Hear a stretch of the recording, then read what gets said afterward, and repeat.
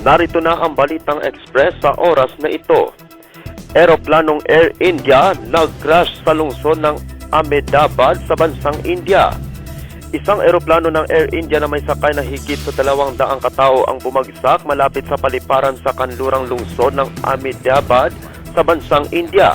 Sinabi ng mga opisyal na airline at pulisya noong Huwebes nang hindi tinukoy kung mayroon anumang mga nasawi. Ang eroplano ay patungo sa Gatwick Airport ng London sa bansang United Kingdom na sinabi ng Air India, habang sinabi ng mga pulis na bumagsak ito sa isang sibilyan na lugar malapit sa paliparan.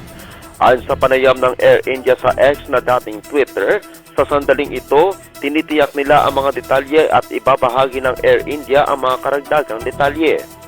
Naganap ang pag-crash ng lumipad ang sasakyang panghimpapawid na iniulat ng mga channel sa telebisyon. Ang mga visual ay nagpakita ng mga debris na nagliliyab na may makapal na itim na usok na tumataas sa kalangitan malapit sa airport.